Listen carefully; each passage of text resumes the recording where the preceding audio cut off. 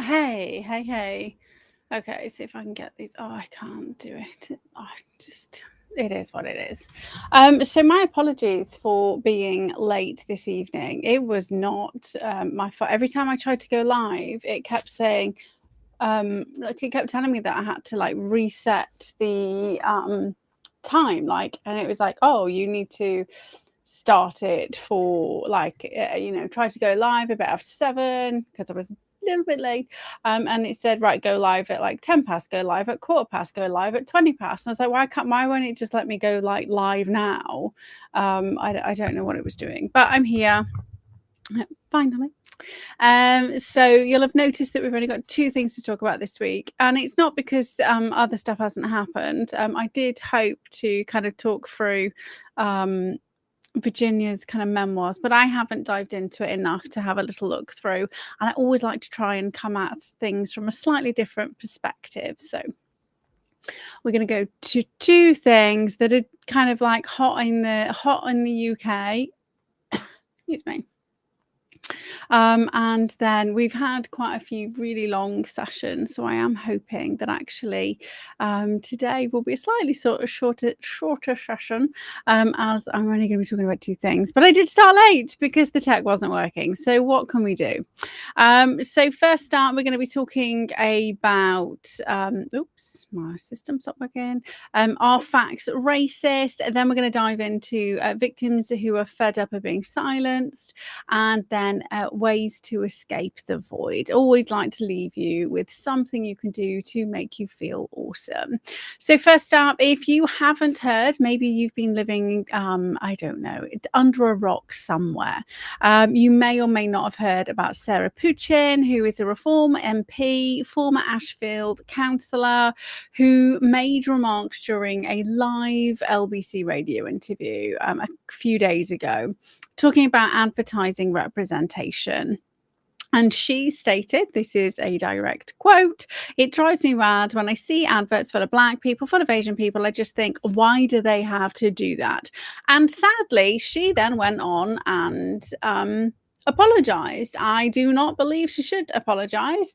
We have to be better than that. We have to make sure that when people get people's feelings start getting involved, it's our job to just come back with facts. Give me 2 seconds. There we go.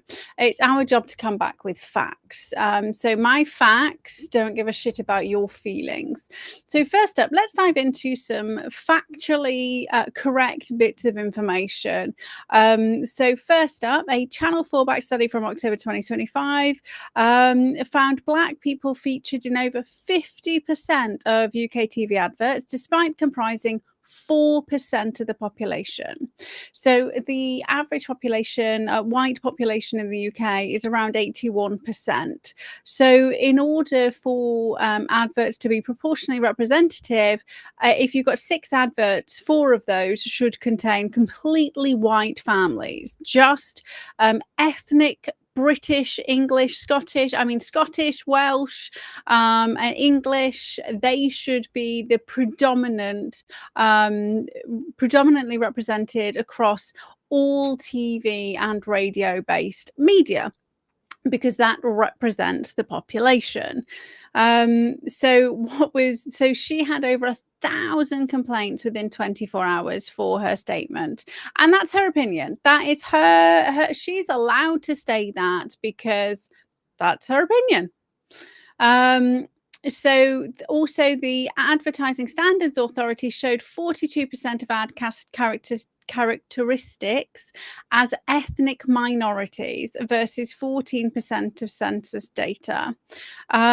So it's not just it wasn't just Channel 4, it was multiple advertising assessments have found that there is a vast overrepresentation of non-white people in adverts. And if you know anything about sales and marketing, and poor Matt has had me saying this for a very long time, when they first started to really push, and it became really obvious. It became increasingly obvious after the George Floyd BLM bullshit that the number of white people on TV and adverts started to disintegrate rapidly. Let's not forget, we also had a black Queen Elizabeth. We do have black Jesus at the moment. So we have cultural misappropriation. We have lots of very interesting ethnicities represented in historical dramas, which don't make any sense at all whatsoever. So this rise of white erasure, that's what we're going through, white erasure. And let's talk about minorities, global minorities. The white population is a global minority. We may at the moment be a majority in our country, but across the world, we are a minority.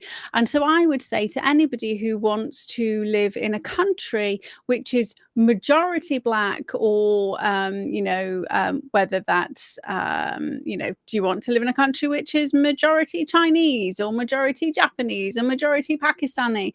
I would urge you to move to a country where that's the case, rather than getting frustrated that you've come to a white country, a country which has got a predominant white population. If white people damages your mental health, which is what that Radio 5 presenter said a couple of years ago, then I would suggest you move out of Europe. Like, if you want to be surrounded by black Africans, then move to Africa. If you want to be surrounded by New Zealand nationals, move to New Zealand and move to an area which it's ludicrous for anybody to be frustrated by facts.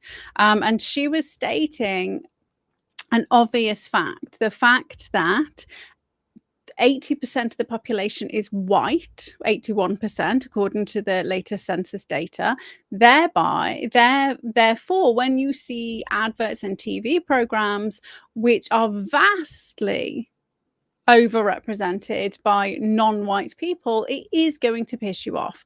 But with regards to sales and marketing, one of the things that people always say, and I think it's ludicrous. I do think it's ludicrous. If you want to buy something, buy it. It doesn't matter who's fucking selling it, right? If I needed a white person if I have to have a white person driving a car to think I need a car, then I need help. Right? If I can't see the need for a car in order to get from A to B, because it's not a white female person driving the car, then that's me being a retard. However, for some reason, there are individuals who supposedly can't see themselves buying something, can't see themselves, owning a property, if it's only a white person in the bank and a white person buying the house. Therefore, they can't buy a property. I would suggest the reason why you probably can't get a mortgage because you don't have a job, you maybe don't have a good job, you maybe have shit credit rating, and the color of your skin's got nothing to do with it. It's all about you. So let's also look at the reverse that's been happening, and the outcry that did not happen on mainstream media and did not happen by the politicians. So who remembers Humza Yousaf standing up in Scottish Parliament in Scottish whatever they call it up there, in 2020, off the back of the BLM bullshit, where a drug addict, rapist, violent criminal ended up having a fucking drug-induced heart attack after being arrested. Let's call us facts are facts. So a drug addict, violent criminal had a heart attack and died. So off the back of that, he stated, repeatedly how he was disappointed that the top people in Scotland were white. If that pisses you off, Hamza, go live somewhere else. If I went to Africa and I was elected and I said, I am disappointed by the fact that all the people in these positions of power are black, I would have a right to be ridiculed. Like, the people who are in the positions of power, the people who've worked hard to be in those roles, who have gone to, school, university. I mean, they're all corrupt if we're just looking at the political spectrum. But let's look at the people who are running the organizations on boards of companies, right? A lot of them have been there for like 20, 30 years. Right? The population has shifted dramatically, even in the last 10 years.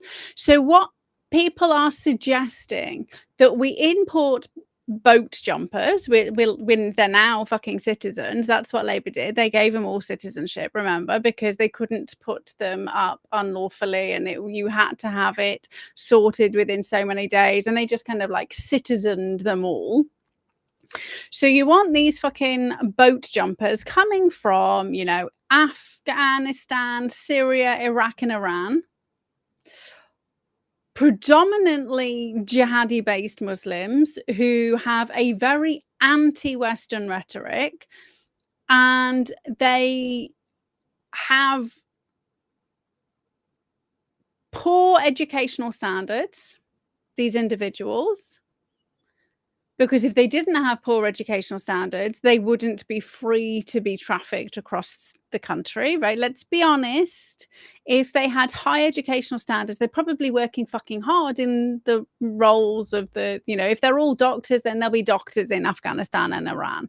If they're all, highly academic people, then they're going to have jobs where they are. They're not going to be coming here and being Deliveroo drivers. Fucking rapists and pedophiles, right? So they've escaped their country to come here to be horrific, violent people, and so we should just give them the jobs because of the color of their skin and nothing to do with the merit. So how about we give white people jobs because of the color of their skin? Because I can guarantee you the white people in those roles didn't get it because of the color of their skin. I mean, yes, there could have been some like backroom deals, best buddies, but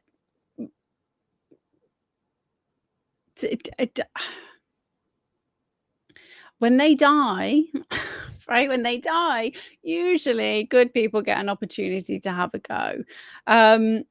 So all of this started surprisingly under Blair, and come from the Macpherson report on institutional racism, and we had the Stephen Lawrence, and we had the BBC secret police investigations, and all of those things pushing. So we're 25 years later. This isn't new. This is a 25-year plus barrage and destruction of it being okay to be white. We also had, for those who've forgotten, Highlander, for those of who've forgotten, we also had Adjola Ando, who decided in May 2023, when there was the coronation, that she was bitching about the fact that the balcony was white, right? Why are there all these white people? Why are all the royals white? Well, love, because unlike your fucking fake history where all of a sudden the country was created on the back of black people, which it really fucking wasn't, like, it's a white royal family. I mean, they're fucking German. They're not even English. They're Germans. If you want to get angry at the fucking Germans because it's not even an English royal family. I'm more angry that they're fucking German. Like, they're not English. or Scottish or fucking Welsh. Um, She, however, got 8,372 Ofcom complaints, because I would suggest even the kind of people who like diversity probably got very offended that she was angry at the royal family. And obviously she was upset because Meghan Markle, who is, nobody knew she was black until, it became a thing that she was black, except on her, CV, she was saying she was white. Anyway, because there was no, the royal family were all fucking old as well. Like, the majority of the royal family are old. What that should tell you is that for a very long time we have been a predominantly white culture, and just because there aren't black people, like, I'm going to say proper black people in the royal family, it doesn't mean they're being excluded because they're black. They're being excluded because they're not cultural elites. Like, I couldn't be a member of the royal family. I wouldn't want to be a member of the royal family, but I couldn't. The royal family has nothing to do with skin color. It has everything to do with blood, birthright, fucking worse cousin marriage than the grooming scandal that we're going to get into. They have been inbreeding with each other for centuries. Like, you don't just rock up and be a royal. And if you try it, you end up getting you and your husband kicked out of the royal fucking family. Hello, Harry, who's no longer being recognized, right? That's what happens when you bring somebody in from the outside. And obviously it's all kind of staged destruction of the royal family anyway. But let's just actually look at so we've had reports come out to say the most disadvantaged in the United Kingdom are young white boys, and we have been, like, normal people have been saying this for a very, very long time. Young white boys don't get scholarships for the color of their skin. They don't get put to the front of the class because of the color of their skin. They don't get given the opportunities to advance in many different careers because of the color of their skin. They actually have been purposely and put to the back of the queue for over 25 years. And I knew this was happening in the fire service because I knew a fireman. I know a few firemen, but I used to work alongside a fireman, and this was when I was like 19. That's a long time ago, right? It was like over 20 years ago. And they were starting the push. So the only way, this is what the fire guy said to me back then. He said, well, if you want to get into the fire service, just make sure you put that you're a lesbian on the form. So that white people knew back then the only way they were going to get recruited was if they just declared they were, bisexual. Bisexual was the easiest way to go, because then if you happen to have an opposite sex partner, but I'm just swinging this way for the moment. So that's what people were being encouraged to adopt a controversial sexuality, so that the fire service was still able to recruit people who were actually good at their job. And so we had the exact same thing going on in the police service, going on in the hospitals. So we have this whole thing now that, stop being racist against, hospital workers, because they all, lots of them have come from outside. That didn't happen by an accident. That's because the NHS refuses to recruit from inside the United Kingdom. And here's a funny story. I know a junior doctor who's a Muslim junior doctor. He's a lovely, genuine, lovely guy, right? He is born here. His family moved over here long time ago. Years and years and decades ago. So they've been here. They're very, westernized. So I am not anti-Muslim. I've got lots of Muslim friends. I've got lots of Jewish friends. I've got Black Caribbean. My sister-in-law is Black Caribbean. So I've got niece and a nephew who is, I was hoping they would come out ginger. They didn't. My brother's like proper ginger. They didn't. They took their mum's hair, which is fine. I still love them. But so I just want to declare, I don't give a shit what color you are, what religion you are. If you're a cunt, you're a cunt. Right. And for those of you who've been with me for a very long time, you know that actually quite often I have issues with Christians. I have issues with anybody who is extreme and decides they want to push their rhetoric on anybody else. I don't care whether that's political or whether that is religious or whatever it is. Like, everybody has an opportunity to be free, and you have no right to tell somebody else what to do. And this is where it comes into. So he's a junior doctor. He trains in the NHS. Could he get a job when he came out? No, they wouldn't. He spent 2.5 years working in, like, for minimum wage, trying to get a job, because all the jobs went to people outside who had not trained inside the UK, who did not have the same standards that we have inside the United Kingdom, because the NHS purposely recruits outside. My mum was quite high up in a Bupa service, and she left the service because they went through a mass cull of staff, and then they imported staff from the Philippines with way less standards in capacity. This is why my mum left private and went to the NHS, because at the time the NHS wasn't kind of recruiting like fucking crazy. And she was getting like a really good wage over at Bupa compared to like fucking starting at the bottom in the NHS.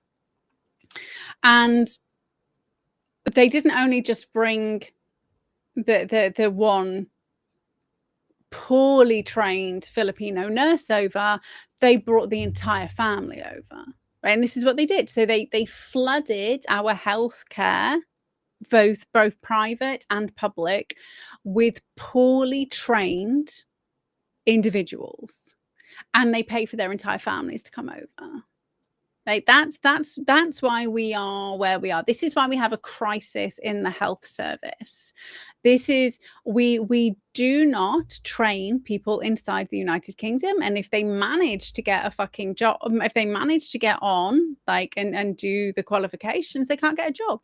There are tens of thousands of English trained nurses who cannot get jobs as nurses, even though the NHS is advertising thousands of nursing positions.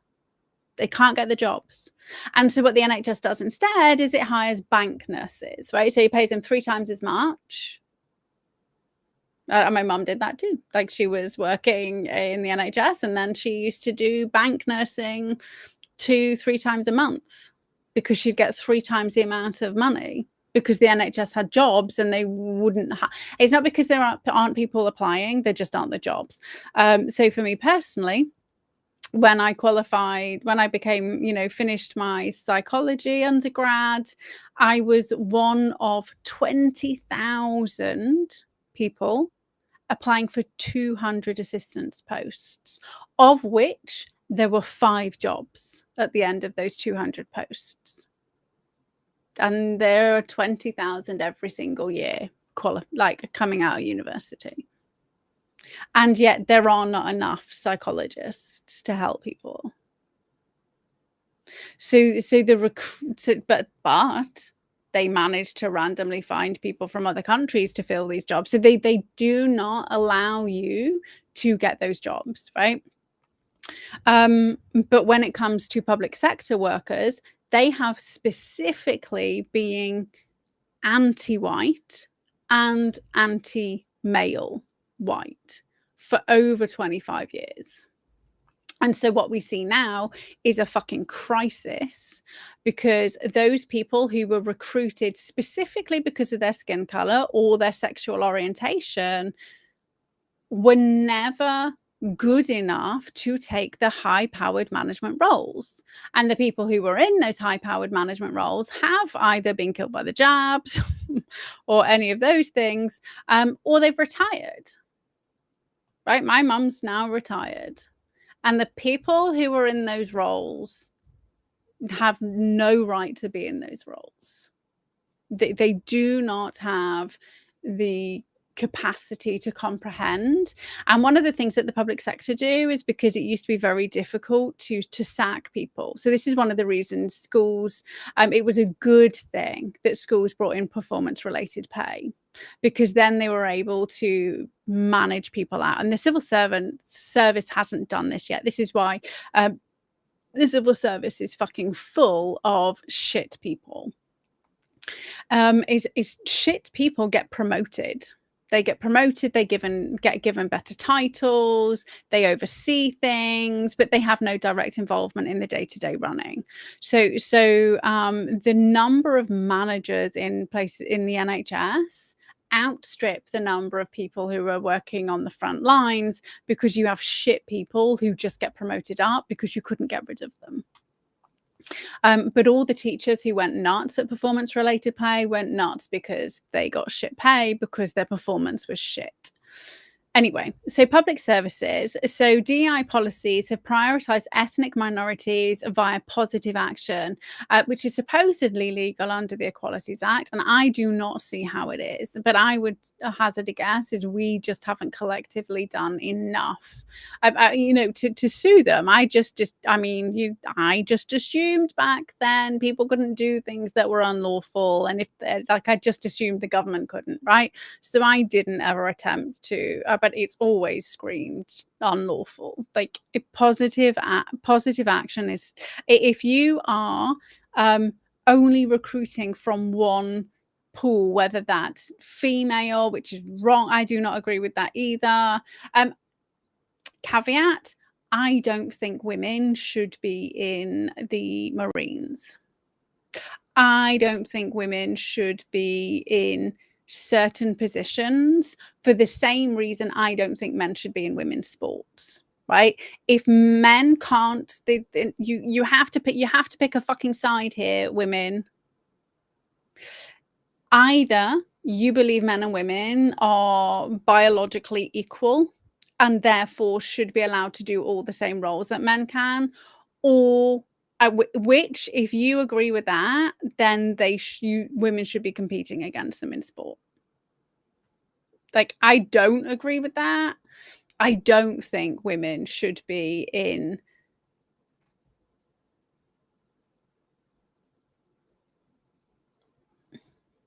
I mean, I was a ferocious little bitch when I was a psychopath. And I've mentioned like no empathy, all of that stuff because of my trauma. And I would have probably been far more vicious than many men with empathy. But I wouldn't be as effective, right? Because I'm female. Hey, Pen. If I was going toe-to-toe with a man, I'd lose, right? So I would be an ineffective frontline operative. However, I wouldn't be an ineffective spy. They throw me behind the front lines as a florist, right? Who can potentially handle myself if I need to, right? And actually, back in the day in World War II, when we kind of first started the SAS, that's who the women would be like in the fucking scary places using their skill set. So I go wholeheartedly in on the fact that men and women are different and we should be utilizing men and women's skills. I do not think women should be competing against men in sport. And because I believe that, because I know men and women are fundamentally different, biologically different, have very different capacities with regards to strengths and abilities, I don't think women should be in all the roles that men do. I don't. But I also don't think men should be in all the roles that women do. I think women are a lot better in some roles and men are a lot better in others. And this is not about being misogynistic. This is just playing to the way that brains work differently, the way that we prioritize. Like, I love men. I love Matt. I love him to pieces. He's not built the same as me. Like, if I go into the kitchen and it's a mess and I want something to eat, I will probably clean the kitchen first because it's a mess and I can't, and it needs to be clean, right? That's the thing. Matt will walk in, see the mess, and he'll make his food and go back out again, right? And it's like, just FYI, because I have been extremely busy the last 12 months or so, he's done a lot in the house, bless him. But it's not an instinctual thing, right? I mean, I'm grooming. I'm not. No, he would eat, and then if he's got time, he would clean, right? I would clean, and then if I get time, I will eat, right? Because I think about the wider. It's what women do. Women will think about other people and the ramifications of XYZ, whereas guys are very direct, and that's good. Like, it's not a bad thing, right? I'm not trying to say it's a bad thing in any way, shape, or form. Is we just have to understand men and women are different, and we should play to that, right? So when we purposely recruit for gender, we are doing a disservice, unless it's like there's a reason, i.e., we need somebody who's able to pee standing up. I'm trying to pick something non-controversial, right? We need somebody who can pee standing up, right? If that is like the legit requirement for the role, I can't do that. Okay, I probably could do it, but it's not going to be pretty. Okay, let's just be honest. So when we recruit for skin color, we're not recruiting on merit. We're going to end up in the point that we've ended up now, where the fucking public sector is on its arse because we recruited for the last 20 years for skin color and or sexual orientation. And well done to all the white guys who said they were gay just to get the jobs. Like, hey, well done you, right? Okay, so here we go. West Yorkshire Police, these are just recent ones, okay? But they've been doing this in the background for 20-odd years, 25 years. So West Yorkshire Police temporarily blocked white British applicants April 2025 to boost diversity. And this is currently being investigated by the IOPC. And obviously the IOPC is the Independent Office of Police Commissioners, and they'll say there's no issue. Anyway, the NHS guidance prioritizes non-white CVs on shortlists, and when you find out the actual percentages, like overrepresentation in these compared to the population, like, this should not be happening. It was always pegged it so we could get proportional representation. Like, we surpassed that a long time ago. So there's lawsuits against the NHS. Greater Manchester Police did a Muslim recruitment drive, so being recruited specifically because of your religion. Specifically against non-white males. Still ongoing lawsuits. And then very recent was MI5, MI6, who only recruiting Black or Asian or mixed ethnicity students, which again is under the Equality Permission, is a review, like, it's being, because we all know about it now, and because we have these, we know we've got these legal kind of routes, people are pushing back. We have the unconscious bias training. that came in. I don't have unconscious bias. I do not care what your religion is, what the color of your skin is. If you're a cunt, you're a cunt. If you're shit at your job, you're shit at your job.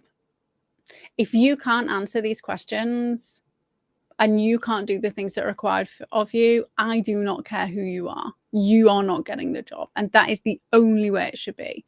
And if there is a disproportionate representation of a certain religion or certain skin color, then I would suggest, rather than randomly deciding the best people for the role don't get the opportunity, is we go back into those cultures and into those homes and suggest that we do better education.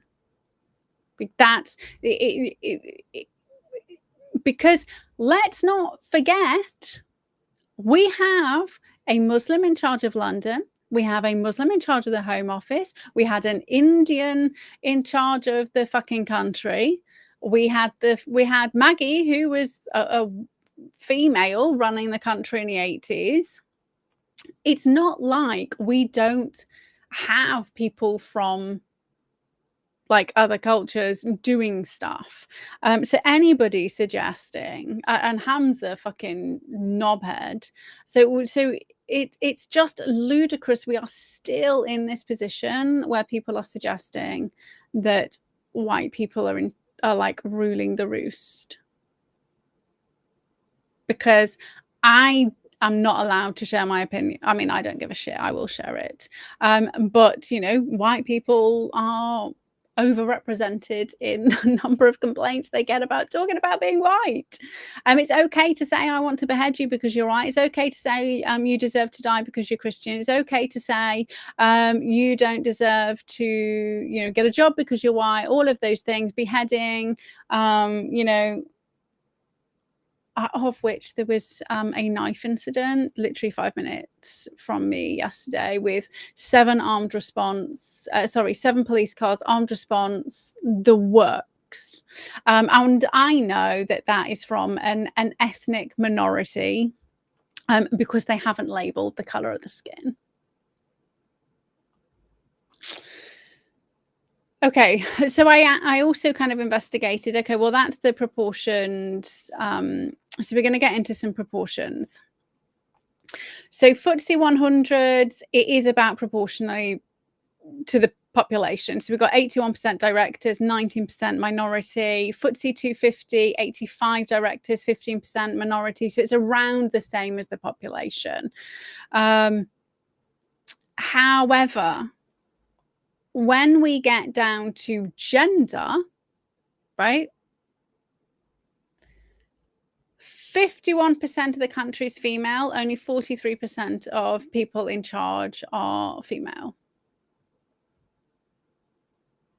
So why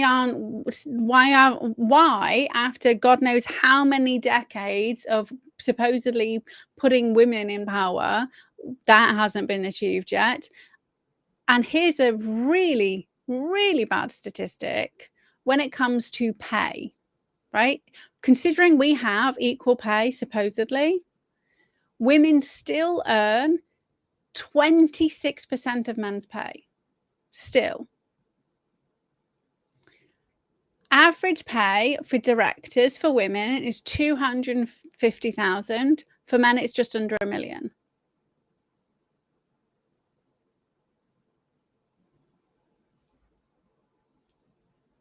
So you want to talk about fucking inequality, and there's a literal law saying that is unlawful, and women still are being treated like second-class citizens.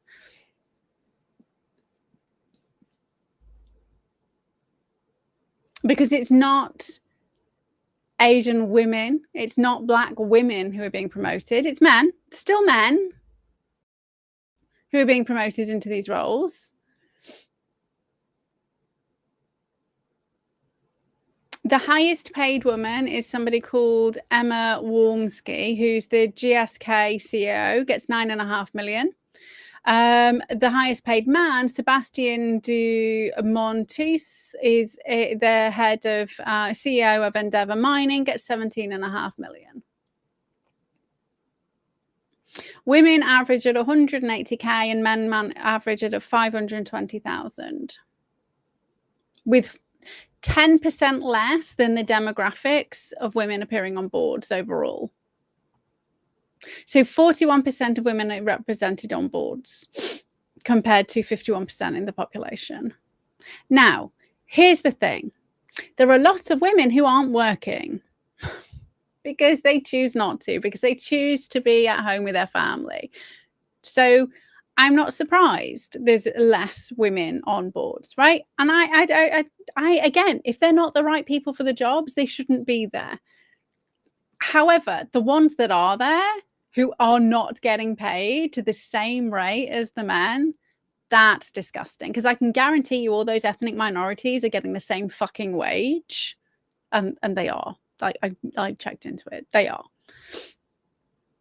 What is interesting is the men who decide to be women, they then get a pay drop. So that was interesting. Soon as you decide you're a woman, they fucking take your pay away from you. Okay, so let's talk about the overrepresentation in the public sector of the ethnic minorities. So NHS consultants, so these are the highest paid leadership roles in the NHS, 39%. So 21% overrepresentation. 44% of medical staff are from non-white backgrounds, and it's only 19% overall. Social workers, 21%, so they're just over. London Assembly members, 28%.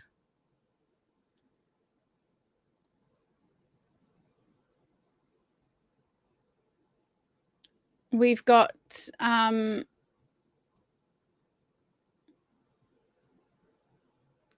so it shouldn't really lump Asian together. I think it's silly because there's a difference between like Chinese, Japanese, like Asia's a big fucking continent.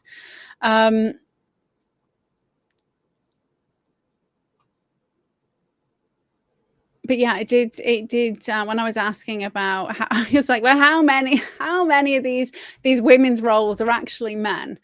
Surprisingly, not that many. It didn't work in the UK in the same way that it worked in the USA.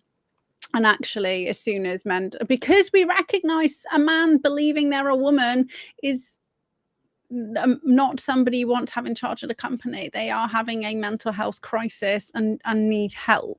They don't need to be given like giant fucking budgets.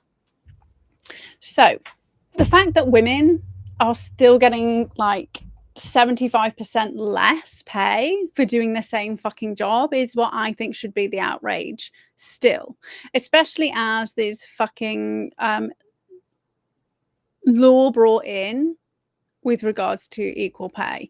And I think I mentioned this before, I experienced that exact same thing working in retail. So it's not just public sector, it's across the board.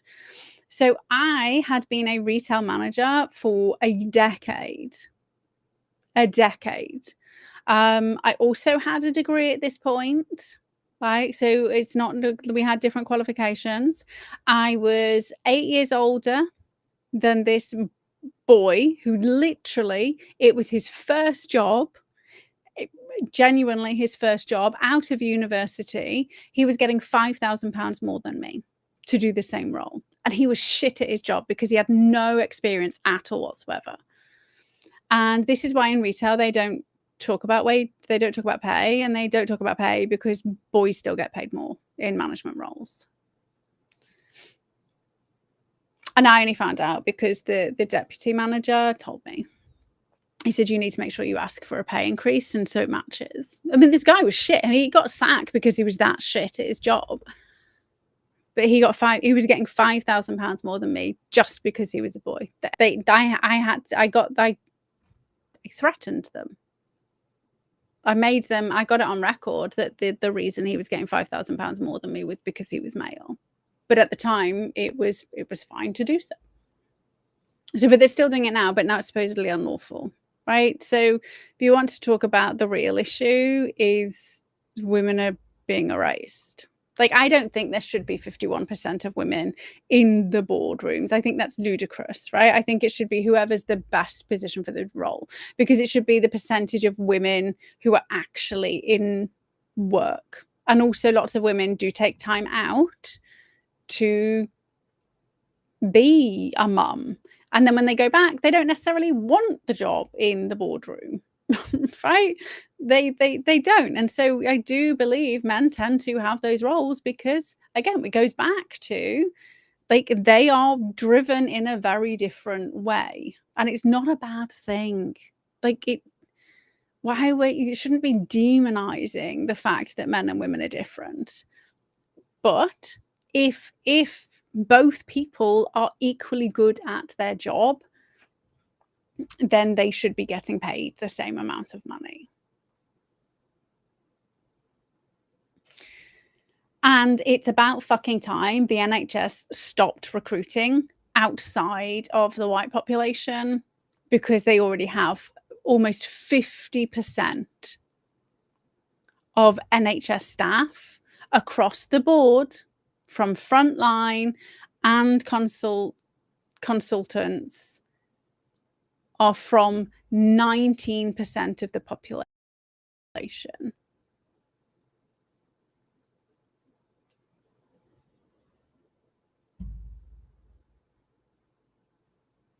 And anyone who doesn't speak English should not be being employed by our fucking government. Okay. So, but here's the thing.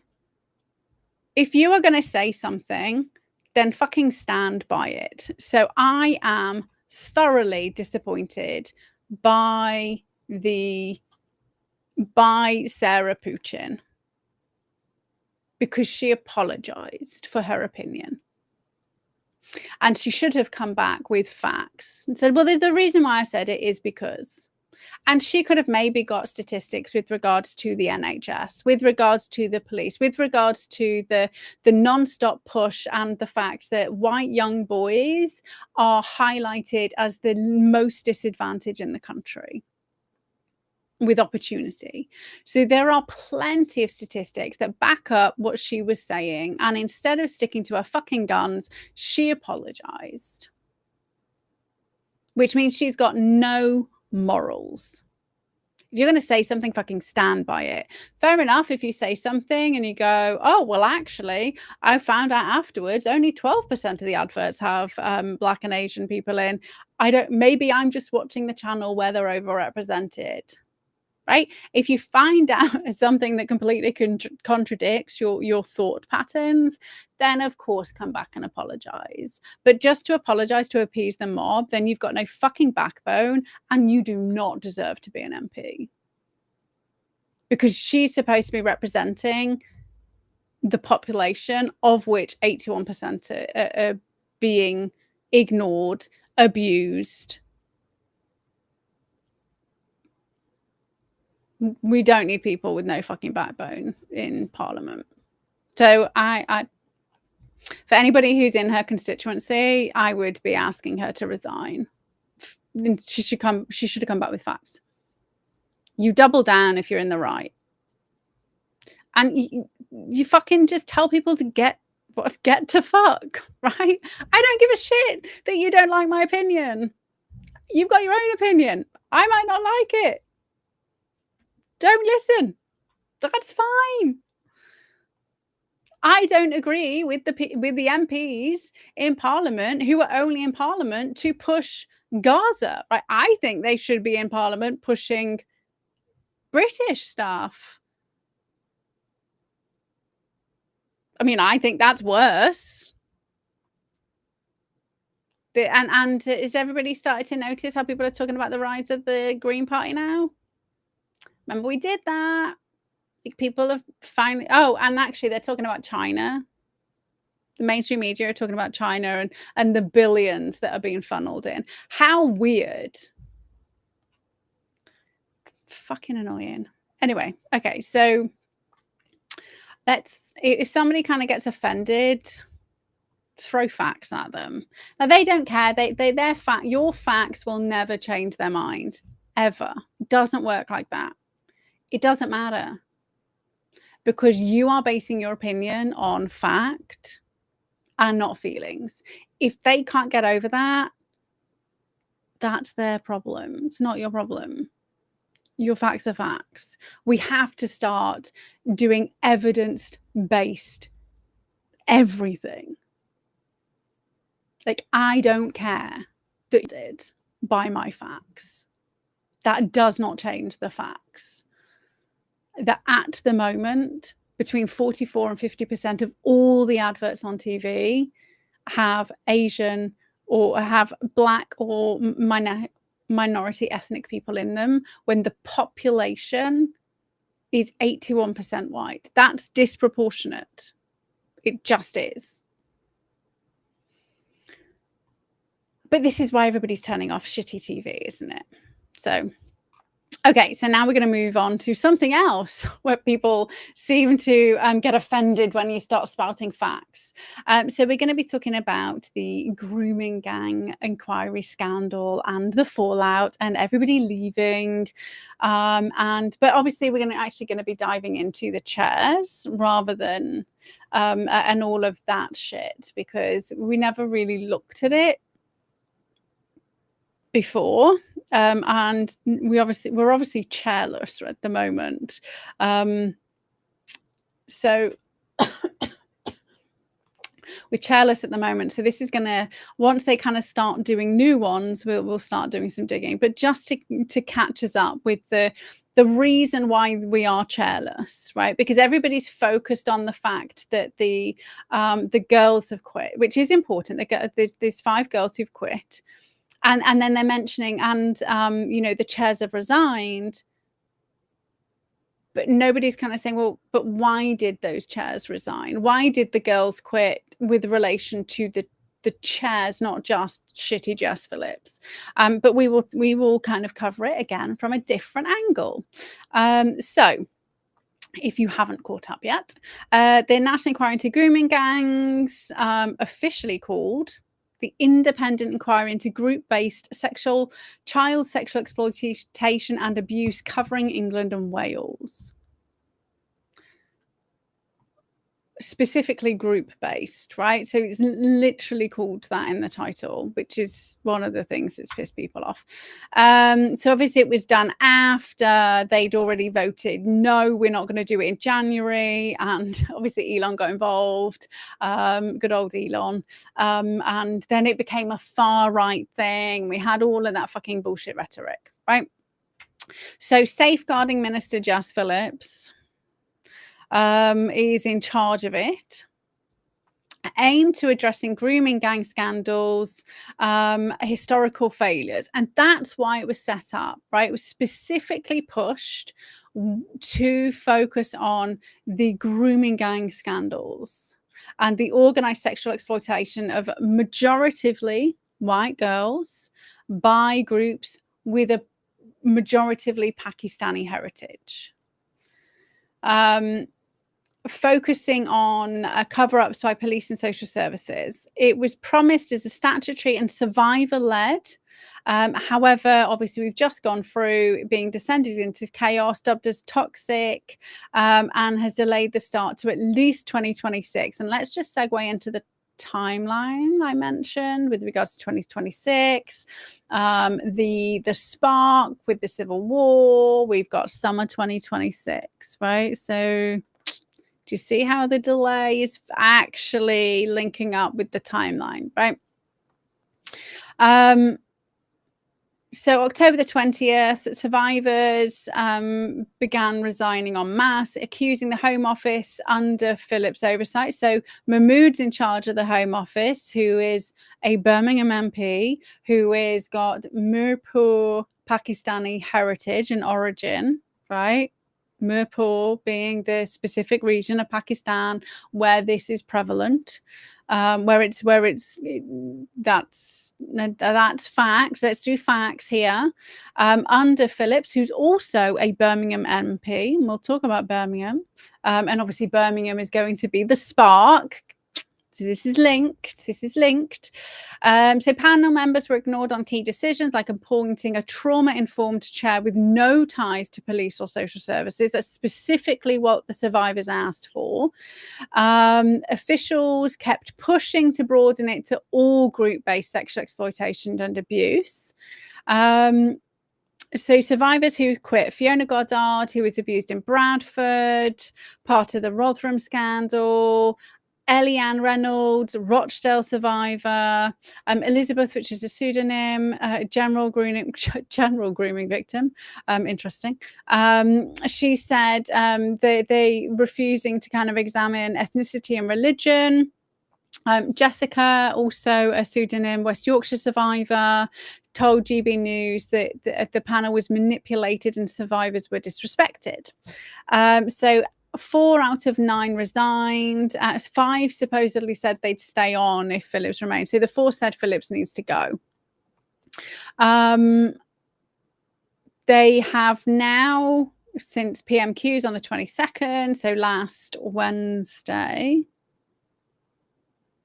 said that it is going to stay with regards to cultural based issues, right?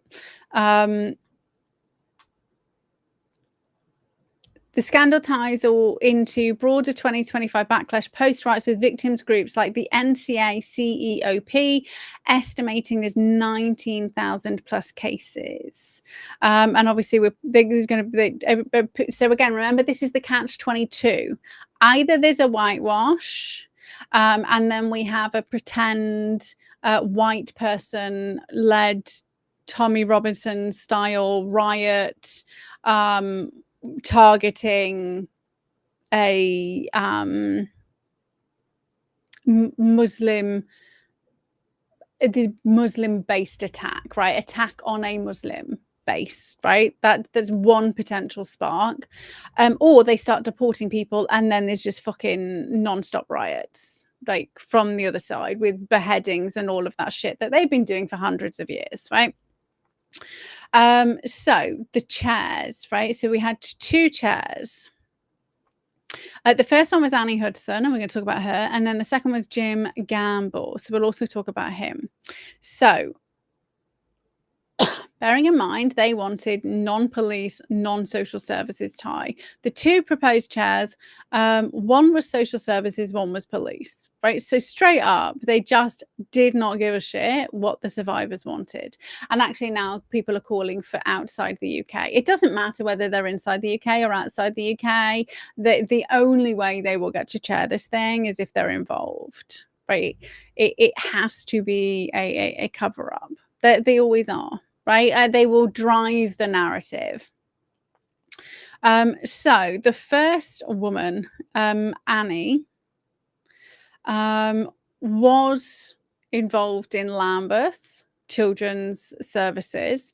So Lambeth was highlighted as part of the ICSA as significant failings. So this is where kids were being trafficked in the care homes, 2 gangs of Pakistanis to be raped, right? So this is where she come from. But actually, supposedly she wasn't there during this. Bearing in mind, it's still all happening now, right? But she wasn't supposedly there then. She supposedly came after.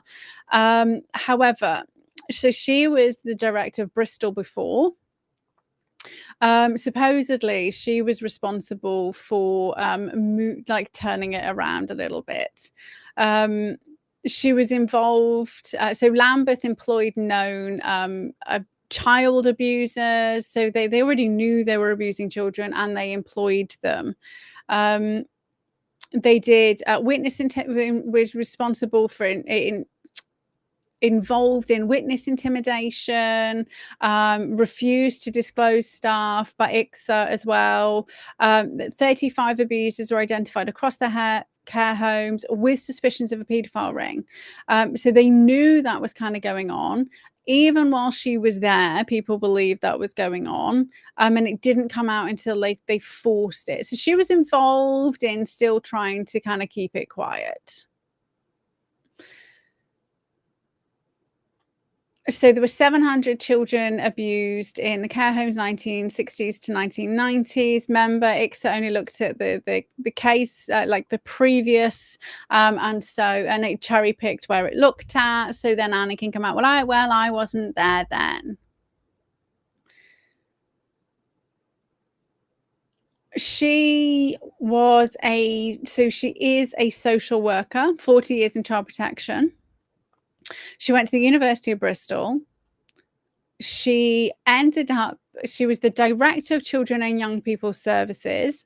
She collaborated with the BBC on a documentary series called Protecting Her Children. Like, all of these things should be leading you to the fact that she's establishment, right?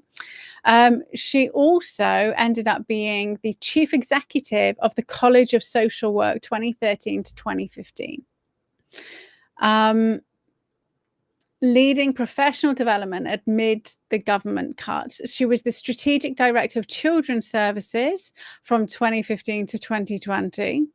And then she was the chief social worker for children and families at the Department for Education. So she's establishment. And she was also, currently, Oxfam trustee 2023. Right. And Oxfam got a huge backlash for going BLM crazy, like Ben and Jerry style BLM crazy. Right. So Oxfam, of which she's heavily involved in, are super fucking woke. She, here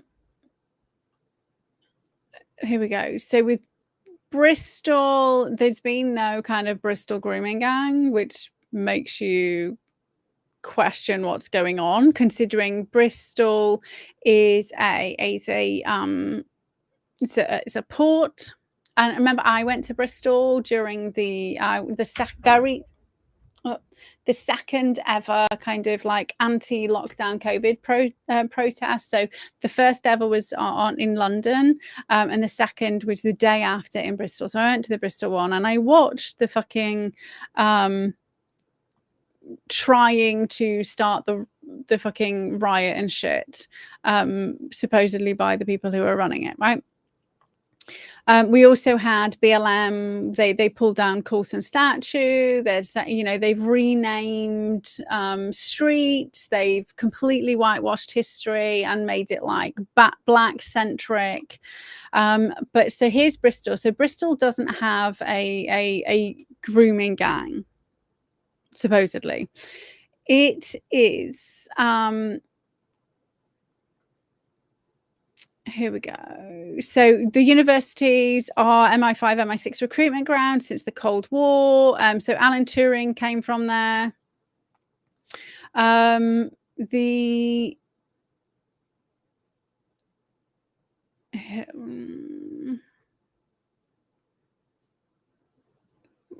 me 2 secs. So it got a more diverse population. So 6% Asian. So 6% Asian, right? 1.9% Pakistani.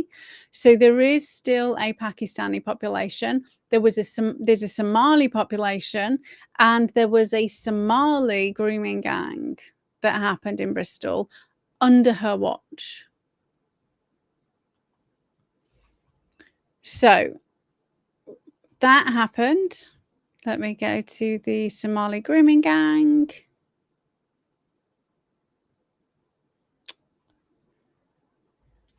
Sorry, it took me a long time to kind of tease this out because Grok kept saying, oh, there's no issues.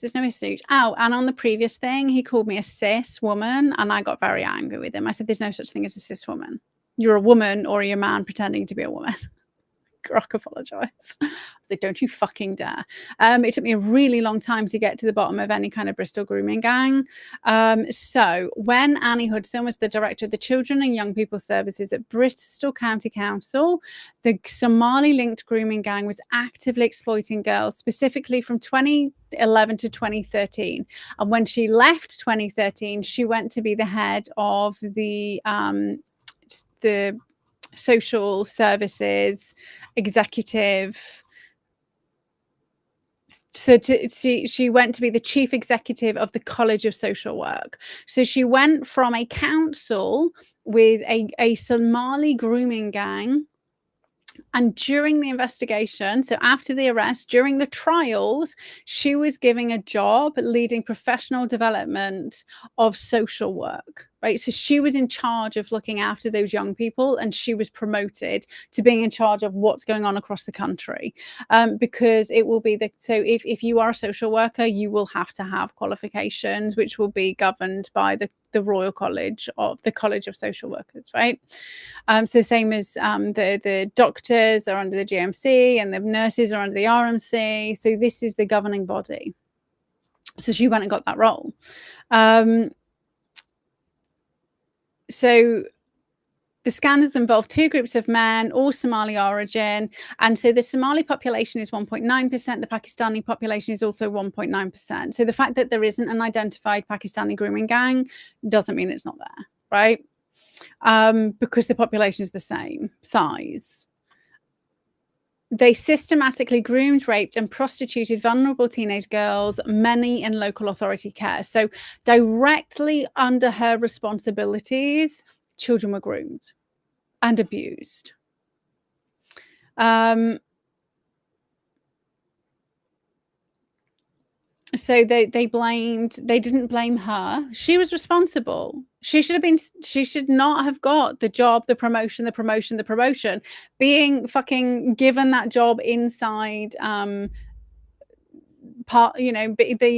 job in charge of education or whatever it was a minute ago. It's too many. She got promoted up. She was responsible for this. So she went from College of Social Work to Lambeth Council work, strategic director of children's services, and then she went to chief social worker for children and families in the Department for Education. And now she's looking after Oxfam, right? So she went from being in charge of children and young people services where there was a grooming gang to then being in charge of children and social services for the fucking country. That's what they do. I told you, they promote them up. And then potentially being the chair of the national inquiry. So she left Bristol just as the trials began. So it's not like this scandal didn't come out after. This scandal came out, it was being investigated, and the trials were happening when she was promoted up. So in November, 2008 to 2010, it was being reported. She was there from 2006. Grooming starts, reports of abuse emerge, ignored for 5 months. An 11-year-old's complaint was ignored for 5 months under her watch. Girls between 13 and 16 were targeted via social media, given drugs and alcohol. Sounds exactly the same as what was going on in the Pakistani grooming gangs, right?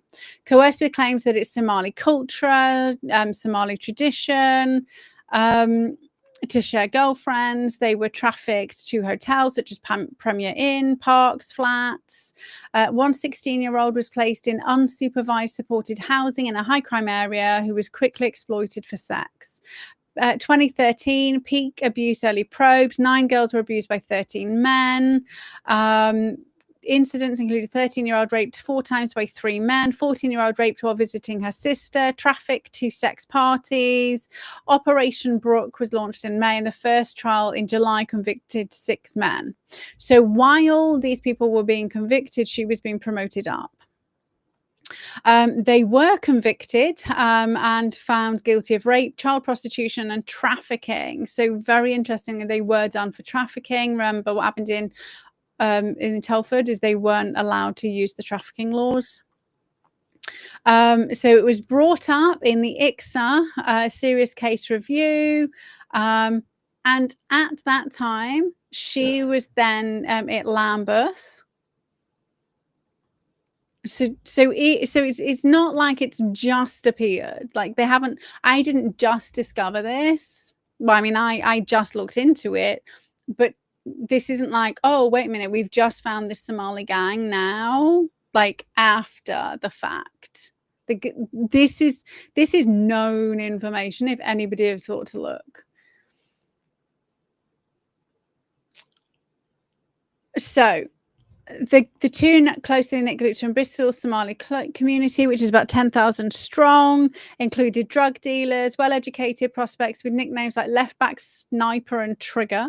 They normalised the abuse, and it's the tip of the iceberg. So the police drove 49 other suspects from various ethnicities.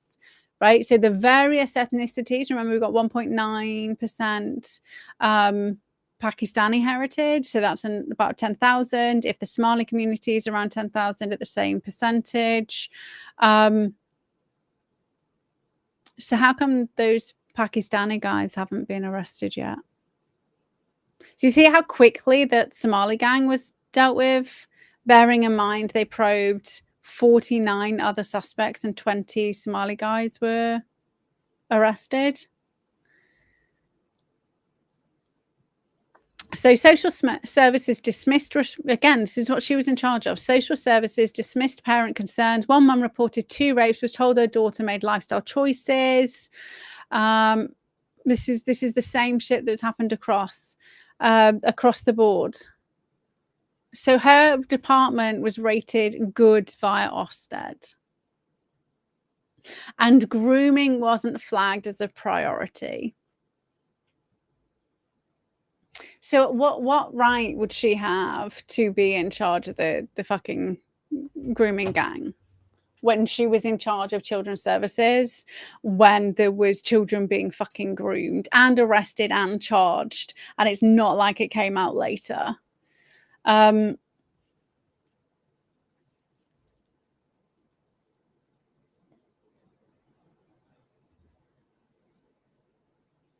Bad.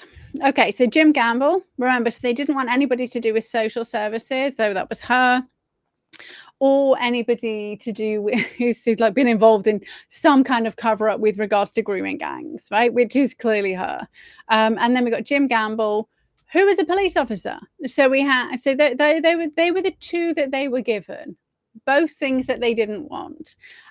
So Jim Gamble, I'm going to say, is a fucking spy. He's not even a police officer. He's a fucking MI5 or MI5 agent. And you will think the exact same thing when I go through what I go through. So he's a supposedly British police officer with 30-year career spanning military, police intelligence, organised crime, and child safeguarding. He joined the Royal Military Police before going to the Royal Ulster Constabulary as a constable in the 1980s. So he was over in Northern Ireland in the 1980s. His early roles were in Northern Ireland's high-risk stakes environment, where he headed the Royal Ulster Constabulary's anti-terrorist intelligence unit in Belfast, part of Belfast's special branch. I mean, that's like the big red flag there. He was involved in sensitive operations against paramilitaries, and he pivoted to national level crime fighting. He was part of Tate Police. He also did he was the Deputy Chief Constable, held an equivalent rank of Deputy Director General of the National Crime Squad, a national unit combating serious organised crime until its 2006 merger into the Serious Organised Crime Agency, and the Association of Chief Police Officers, spokesperson on domestic violence and harassment in the mid-2000s, right? And at no point in his career did he notice children were being groomed, because it was going on then, right? So let's not forget the timelines. Telford's was like fucking big scandal 2007. So it's going on under his watch, but he didn't notice it, right? So in 2002-2006, he led anti-child sex abuse efforts at the National Criminal Intelligence Service, presided over Operation OR, which was the UK arm of Global Child Porn Probe, identifying 7,000 suspects, and founded the Paedophile and Online Investigation Team, POLIT, right? Which all looks good, right? It looks like he's doing good things. Just wait. He built CEOP, which is the Child Exploitation and Online Protection, into an 11 million national command targeting online grooming and trafficking, supposedly rescued 250 children. He was awarded the Queen's Medal for Child Protection in 2008. So timeline of, who's in charge. This is Labour. Then in 2010, he led the inquiry into Maddie McCann's disappearance. In 2018, he was involved in the Oxfam Haiti abuse review. He supposedly, he was a witness in ICSA, the abuse of the faith institution, so focusing on the church here. Once he retired, he founded the INEQE. So hopefully you're getting all those kind of NGO, non-profit vibes as we're moving forward here, which is a safeguarding group consulting on child protection globally. So he supposedly quit CEOP because they were merging it into the National Crime Agency. So we got the National Crime Agency, eroding independence and diluting focus on child exploitation. So how many children were actually saved from grooming gangs under him? None. Because they didn't do any fucking investigations. There were local little police investigations, but they weren't allowed to use trafficking laws. Like none of that happened until after 2010, right? So after his resignation. So the timeline's important. Critics accused the merger of prioritizing cost over safety. Gamble defended, so they'd kind of done some hacked US lists and all that bullshit. In October, he withdrew because of toxic politics, right? His background, we're not even we're only on the surface. So Thames Valley Police, under his watch, faced severe criticism for child exploitation failures in the 2000s with regards to the Oxford grooming gang scandal. So not only was he kind of involved in Thames Valley Police, he was responsible for the actual child exploitation task force. And he didn't realize this shit was going on. So from 1999 to 2014, mostly Pakistani heritage grooming gangs trafficked up to 373 children, mostly girls, 50 boys in Oxford, branded, raped, tortured, and abused. Operation Bullfinch convicted 21 men, but this is 2011 to 2021. So this is after his resignation. Missing reports. So there were 450 reports of children going missing early 2000s, which were completely ignored. The 2006 complaints were completely ignored. There was pattern recognition, but they ignored it.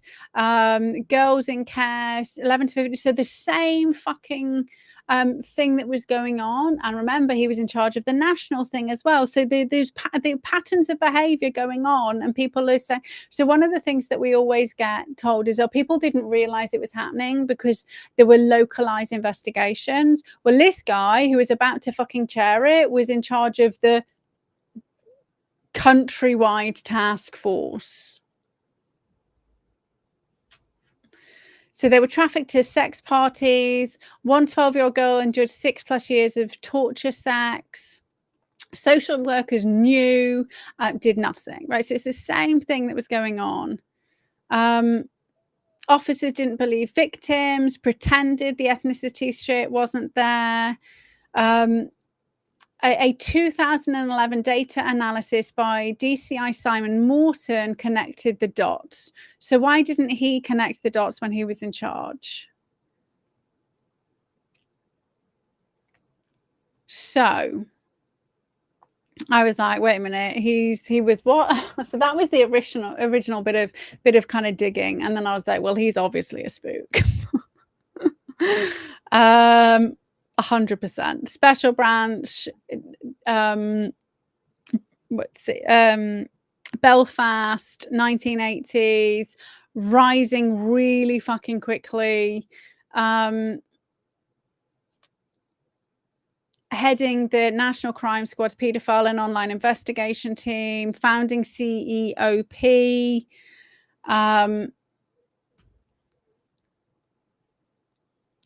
Then, I asked about Kinkora. He was later. Okay, so because the Maddie McCann thing, then I was like, oh, well, this is interesting. What links does this guy have to the Clintons and the Podestas, right? No credible, so it depends what you want to call credible. Documented evidence exists of direct personal professional connections between Jim Gamble, RUC special, and the Clintons or the Podestas. Any suggestions stem from fringe conspiracy theories such as Pizzagate, right? But it's the Maddie stuff, right? The 2007 Maddie stuff. So he founded the UK's Child Exploitation Online Protection Centre, the CEOP, in 2006, partnering with the US National Centre for Missing and Exploited Children. Now, do you remember that after Haiti, that woman, Laura Salisbury, whatever her name was, she was then put in charge of the Amber Alerts. So Ernie Allen, their former head, is a frequent link. Allen worked with John Walsh, who was the host of America's Most Wanted, and conspiracy posts to tie it with Epstein and the anti-trafficking work, right? So obviously Podesta chaired on the Clinton Foundation board. Laura Salisbury was involved. We know that the American social services fucking traffic all those children. So this is a direct partnership between his Exploitation Online Protection Center and the US. We also have, obviously, Epstein's coming and going at this point. We have the kids, the twins, or the brother and sister who are trafficked by Epstein to Justice John Robert through Wales. And I'm sure that was early 2000s. Was it 2005? So like around the same sort of time.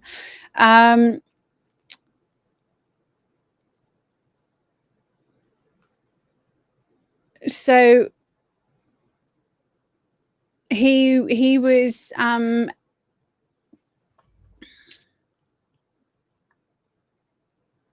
obviously we know the Clintons are heavily involved in Epstein, like we just don't even need to, and Podesta and all of that stuff. Then we've got, ties with Richard Branson, who's got his own line. Ireland was also linked into the Nixium cult.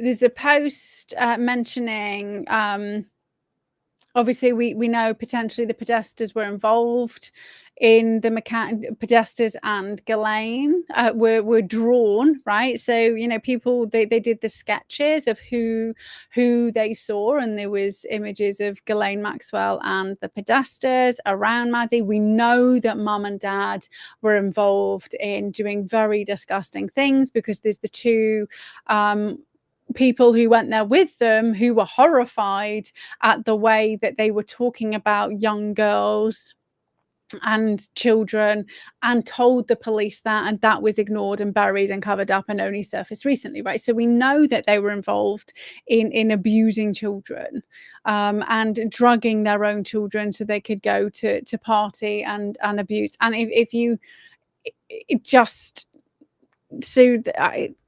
not fringe to say that I don't care if you try and sue me. I haven't got any money. Good luck suing me. Anyway, so I mean, that's I will go to the fucking the police interview transcript that said they were talking about, weren't they talking about the nipples?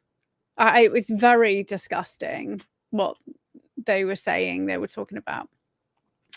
And don't we have like the pretend Maddie in court at the moment? Maybe this stuff will come out then. Anyway, Jim Gamble also was a Labour Party member in 2015. Denied being an activist. I mean, you don't join the Labour Party unless you're a fucking activist. He defended Jess Phillips against resignation calls, saying that she deserves to be in charge, and obviously we'll just this guy, like, if you are going to pick two people, like, I mean, there are worse people you could pick. You could pick, I don't know, Jimmy Savile's ghost. So you could pick the judge who was in charge of Telford's grooming inquiry, who's got a history of letting paedophiles off. I mean, there are worse people you could pick, but there's not like these two individuals weren't like even a cursory. So don't get me wrong, I probably spent about 3-4 hours like digging. But like that wasn't a long amount of time. And I kind of just pushed back when I was told, well, there's no incident. I'm like, well, but there is though. There must, because I know there must be, right? Because you're not going to get offered that job unless you're involved. So for those of you who don't know about Jess Phillips, she worked over a decade in the voluntary sector and local government, so council, supporting victims of domestic abuse and sexual violence. And she was a Birmingham City County Councillor 2006 to 2010, held senior roles at Birmingham's Women Aid from 2003, as including being head of public affairs. And you would think if she was involved in those, like being head of public affairs, you'd hope she had better kind of presence. I don't know how to say this without being very offensive, but she is not eloquent in any way, shape, or form. And if she's involved in, if she was head of public affairs, then you should be able to present yourself better on a world stage. Now, I'm not the head of public affairs and I don't give a shit. This is my opinion-based podcast, and we have lower standards in the podcast world than we do if you are in charge and head of public affairs for Birmingham Women's Aid. Like, at some point, you have to learn how to conduct yourself in public. She really can't. I mean, the quality of the people we have in power at the moment is abysmal. Their capacity to hold a sentence together, the capacity to structure a sentence and hold a train of thought. If you watched, I watched the live, like as they were dropping like flies. She could not create a coherent sentence. And what that tells me is she was not telling the truth, right? Because if you're telling the truth, you can string a sentence together. Sometimes, like me, you might be doing a few ums, or you might be trying to figure out which way you want to frame it. She couldn't even string a sentence together in any way, shape, or form that was coherent. And the only way you can't do that is if you're under pressure and you're lying, because you have to figure your shit out. And you have to make sure that you are not accidentally going to say something that's going to end up you in trouble. So she developed services for survivors of domestic abuse, human trafficking, and sexual exploitation. Right. So she was responsible for that. And obviously now she's safeguarding minister.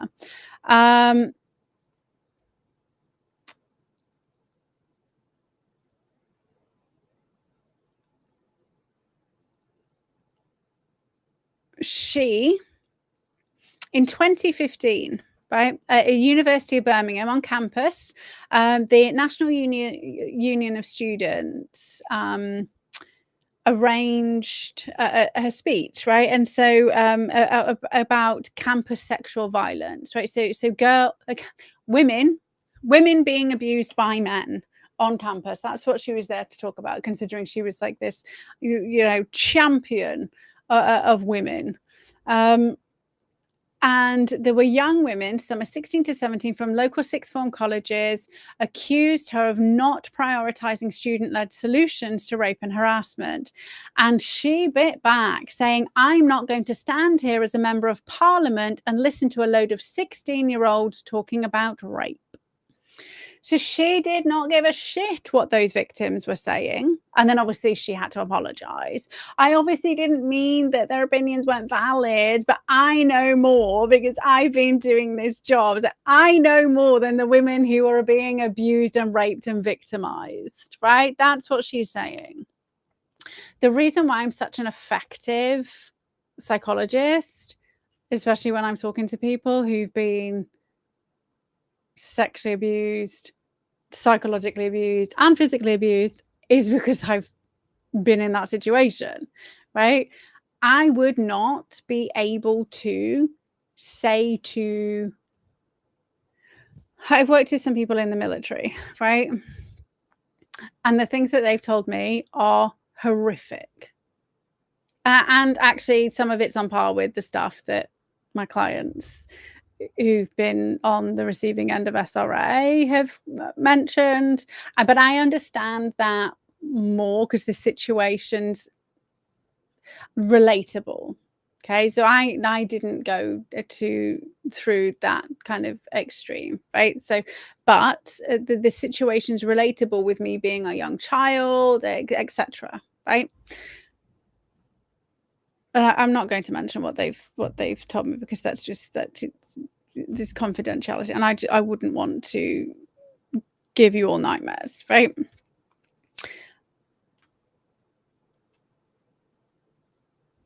But I would not say to somebody, don't you tell me what you think's going to help.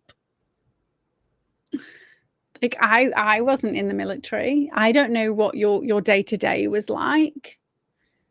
If you tell me, actually, not talking about it to, I mean, and like, okay, also guys, men, women, very different. Like I understand the concept of men and women being very different. I don't understand what it's like to be a man at all, right? So, but she just dismissed it. It's irrelevant to me because I know because I'm the one running the service. And that's what we've got, right? So she hasn't changed in any way, shape, or form. She still believes she knows better.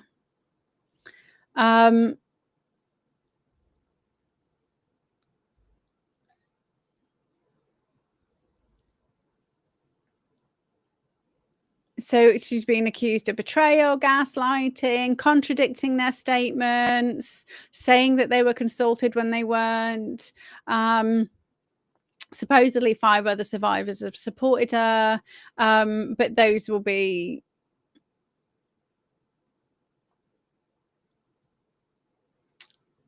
I would like to know about where the individuals are in their health journey. Because if you've been a victim of grooming and you are still a victim mindset, you're very easily groomed and led, right? So that's always my concern, is where are they in their journey? Are we re-triggering these individuals because they need help before they need to be involved in recounting their stories and their issues and all of those things over and over and over again? But nobody seems to care about the victims anyway. But I think we also need to be mindful that they are vulnerable individuals.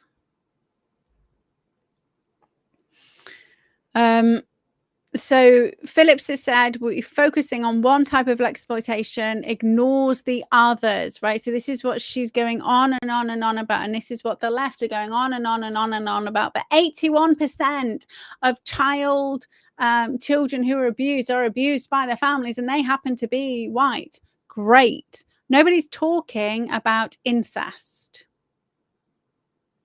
That's not the scope of the inquiry. And if 81% of the population is white, you would expect 81% of rapists to be white. But we have 50% of the children who are groomed and gang raped coming from the non-white population, which is only 19%. So we need to make sure we are always pushing back with proportional representation and statistical facts. Obviously Elon dived in, which was hilarious, called her complicit in rape genocide, and then she got really upset, saying, you know, I'm being bullied, I just don't care. But she absolutely voted to not have the inquiry. She was one of them who said no.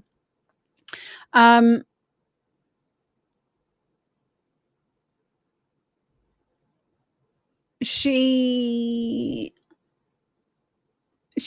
we have to remember we had an ICSA inquiry.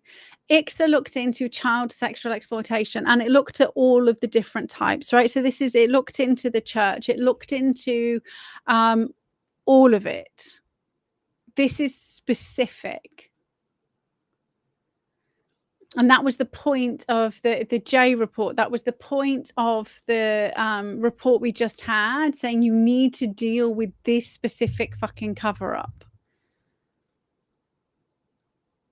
So she's pushing CSE is not a race issue, but a power issue. So 50+% Pakistani Asian in group-based gang violence. And I would say the others, we've got Romanian, we've got Somali, we've got British white, and English, Scottish, Welsh white is like minimal.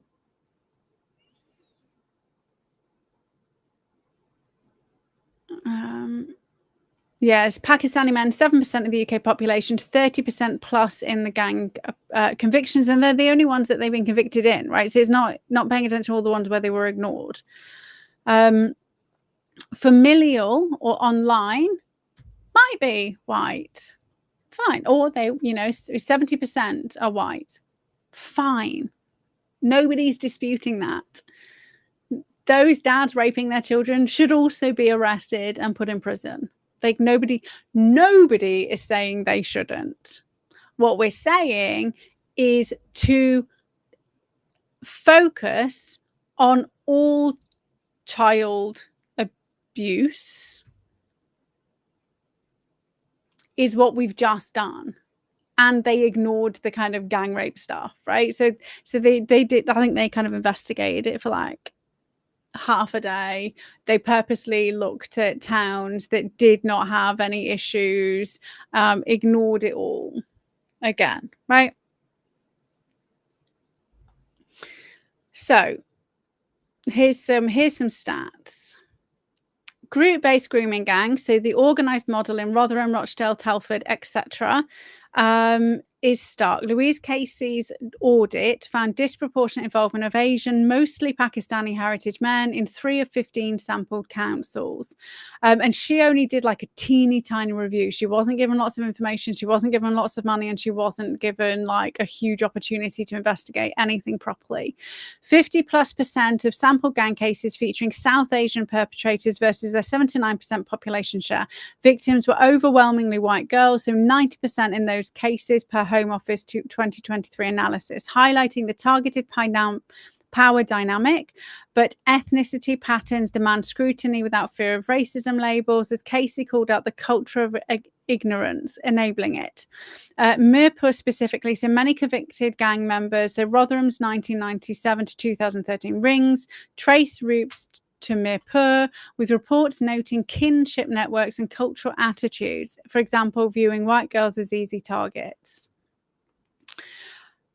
So when it comes to Birmingham, Phillips is Birmingham, Mahmood's Birmingham. It's the UK's most diverse city outside London, with a significant South Asian population. So 31% of Birmingham's population comes from South Asia, with 17% coming from Pakistan, the vast majority from Mirpuri, right?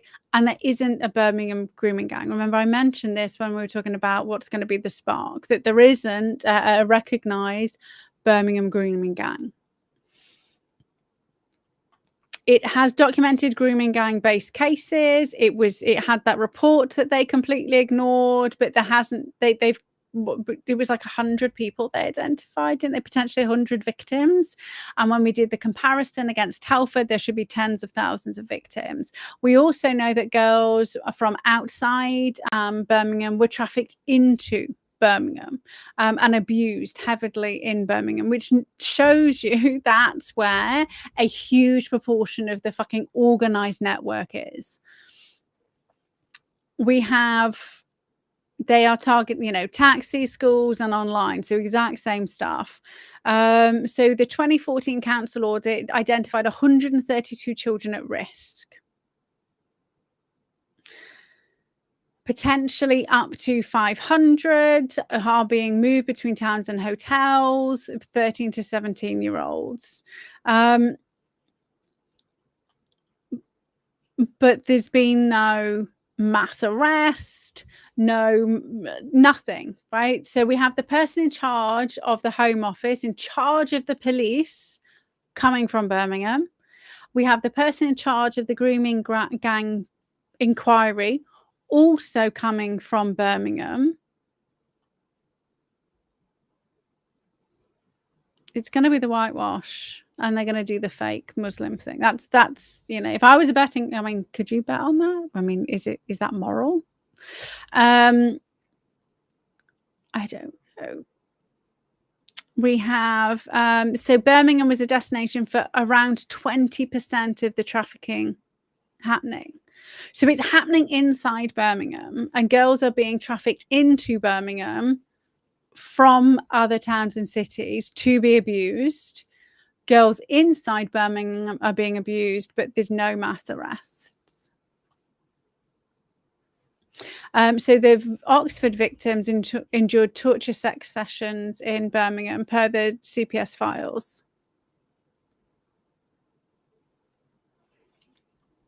So Phillips worked on local violence against women and girls during that time, right? How is she not aware of the grooming scandal? Grooming stuff happening on her own fucking doorstep. And just to put it in context, I was a child. So like 10, 11, 12 in Telford in the early 2000s.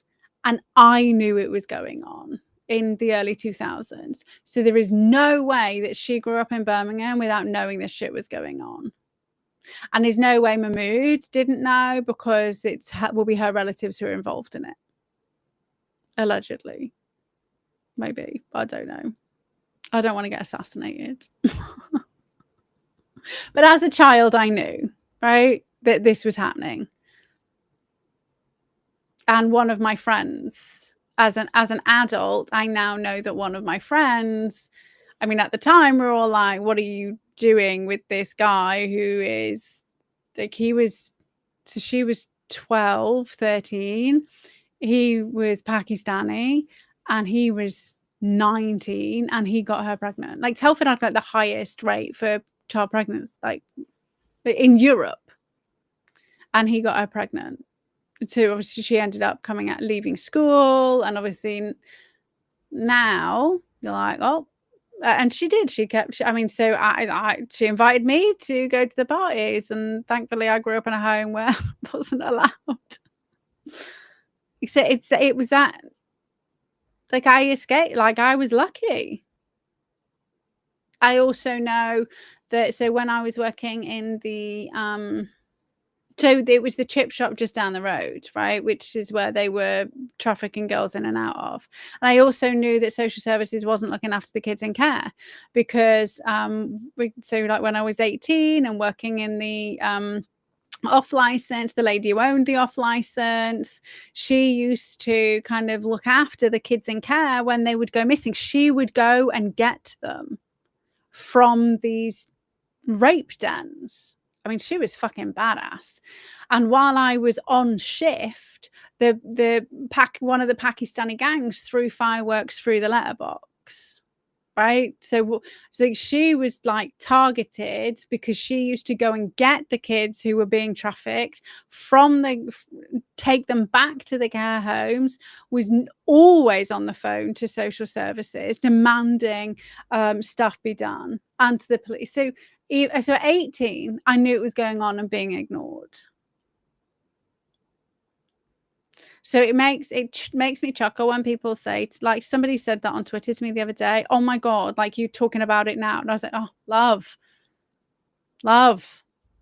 I've been talking about the fact that at the age of 11 was at the park. Me, my brother, and my younger sister, who's 4 years younger than me and my brother were held back, and they pinned my little sister to the ground and they pissed on her, right? The Pakistanis. So yes. And we were called white trash scum. But so you just get a dog, right? So people, like, there is no way Jess Phillips grew up in Birmingham not knowing this shit was going on. No way. Not with the percentage population, the huge population in Birmingham, and the girls all being trafficked there. So we now have Casey as the interim kind of chair, because obviously the other two have saying it's because it's toxic, right? Well, like, you shouldn't have been there in the first place. So Casey is the one who kind of did the rush review that they then said, oh, well, now we're going to kind of do this thing. So she also did the Grenfell inquiry. She did the failures into the Metropolitan Police culture in 2023, calling it institutionally racist, sexist, and homophobic. And I don't understand how it can be institutionally racist, sexist, or homophobic. Well, I mean, definitely sexist, but considering the vast majority of the people in the Met are not white, I'm not quite sure how that's racist. And also we've kind of read the statistics of like the number of individuals who aren't white in positions of power in public services. So calling it institutionally racist. Anyway, so supposedly she's like known as the government Rottweiler, right? So they're setting her up as like she's good. I was like, she can't be. She won't be. Like, what do we know? You don't get given the opportunity to do the thing if you're good people, because then you would uncover all the shit, right? Or what happens is fires happen. It's those random arson attacks, or somehow somebody's computer melts, or there's all of those kind of, the data goes missing. So she did a 3-month national audit on group-based child sexual exploitation and abuse, which was published in June 2016, which sparked then now we're going to do this inquiry, right, with statutory powers. It was after, obviously, Labour's U-turn, thanks to Elon. So we're only where we are. We say thanks to Elon, it's going to be the spark. Anyway. So it examined data from all 42 police forces, 15 councils, focusing on grooming gangs specifically, involving vulnerable girls 10 to 16 plied with drugs and alcohol. Bearing in mind, the guy who was going to be the chair was responsible for the national task force at the time it was going on, responsible for speaking to all of these police forces and didn't find it, even though reports were going in, and children were being ignored, but reports were being submitted, and we know that because people are now being arrested, and there's evidence that like reports were being submitted and stuff was being suppressed. So she's suggesting up to from the back of this, up to 1,000 cold cases reopened, 19,000 children identified at risk annually, only 1 in 5 get any kind of protection, 3 councils, kind of like Rotherham, there was disproportionate offending by groups of Pakistani Asian men, but obviously you have to say, but overall 78% are white. We get that. 80% of the population are white. It's going to be. So she's asking for mandatory ethnicity or religion data, which they're still not doing. Only 40% of forces are doing it, and they're still not doing it routinely. So her Met review uncovered failures in handling child sexual exploitation. Bearing in mind, we've got this whole stuff going on with Sadiq Khan, who was still saying there's no grooming scandals. And she looked at the Met. She didn't identify a grooming scandal in the Met. It's only come out now.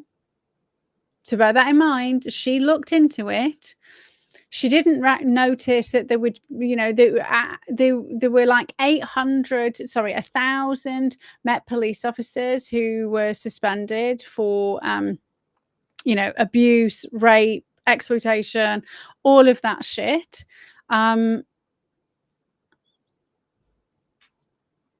She didn't kind of like mention that stuff. She was appointed by Sadiq Khan to look into it.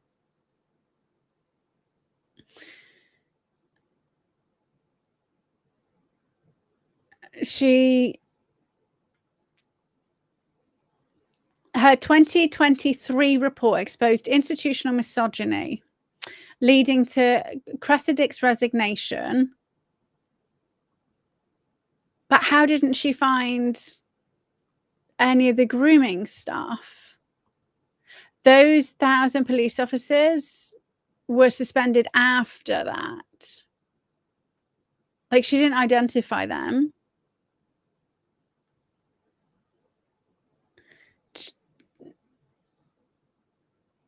Like, she's a limited hangout. She's leading the narrative. She's 30 years as a civil servant.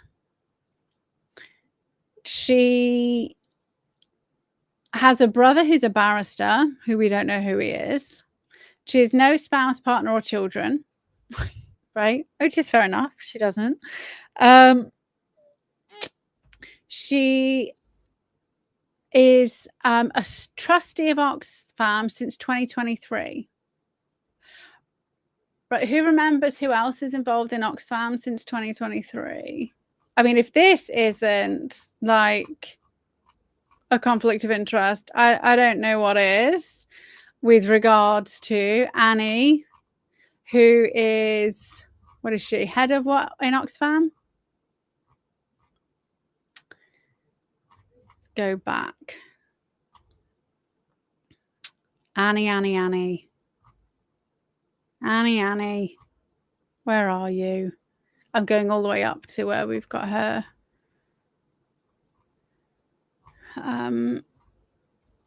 What's it called? CV.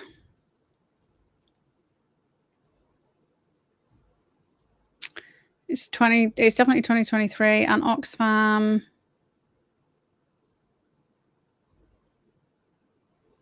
Oh my days. No, that's the man.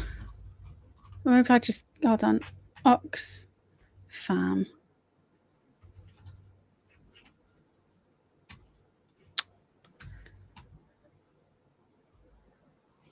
Okay, interim roles at other kinds. Oxfam trustee since 2023. Yes. Okay. She's uses her safeguarding expertise. So both Annie Hudson, that's the name I'm looking for, and Casey are Oxfam trustees. So they will know each other.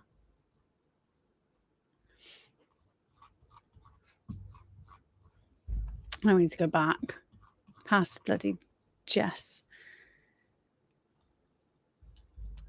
So Casey inspected Rotherham Council, rating it inadequate, and obviously nothing ever happened after the Casey review in Oxfam. In Oxfam, sorry. In Rotherham. She did rate it inadequate, and it led to a commissioner's takeover, but nothing, nobody was like arrested. The heads didn't roll, put, you know, metaphorically.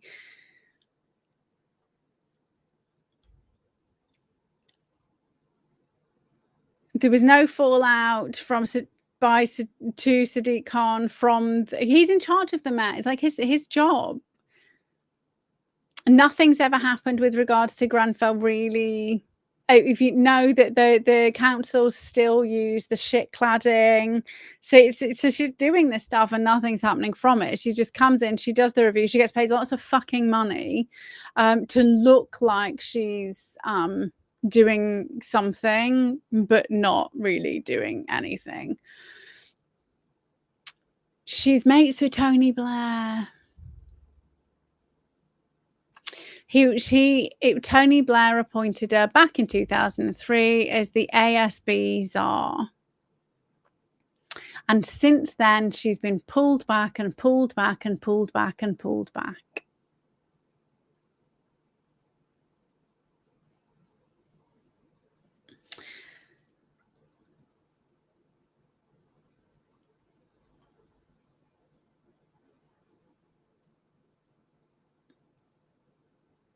Yeah, so independently, Sir Mark Rowley disclosed that between 800 and 1,000 officers were under investigation for sexual or domestic abuse allegations inside the Met, right? She didn't mention that in her report. Like she didn't notice that.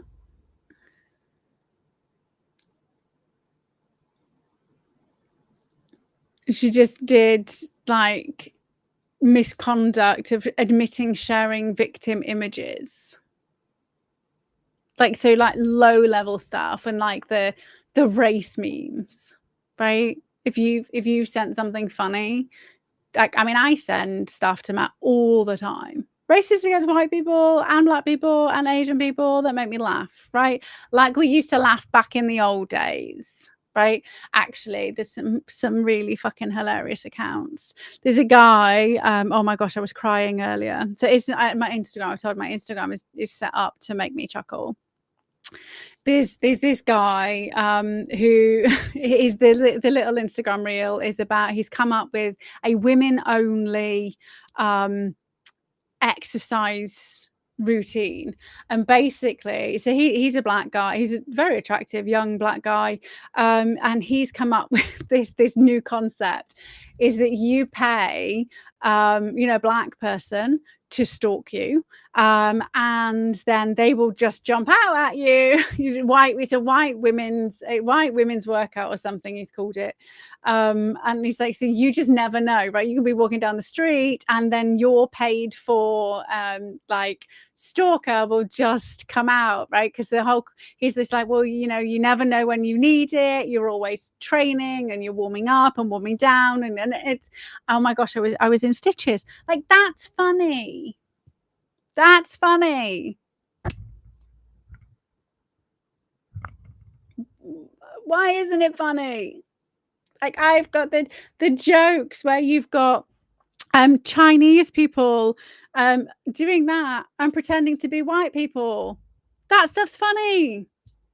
If you can't take the piss out of yourself and like you just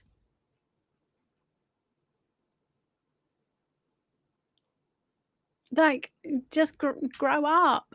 Like, it's funny.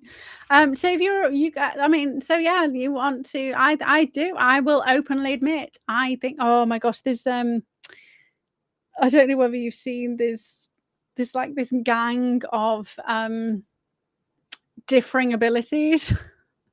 There's like a midget. I don't know whether you're allowed to call them midgets. I don't know. Somebody who is in a completely motorized wheelchair, who has only got the use of his hand and a talking machine thing. Somebody with ADHD. There's like all these differing abilities, and they are fucking hilarious. The reels they put out are hilarious, right? It's funny. Doesn't mean I hate black people. Doesn't mean I look at every black person thinking they're going to chase me down. Doesn't mean I look at every person with differing abilities and think they're incapable of doing something. Like, these guys are funny.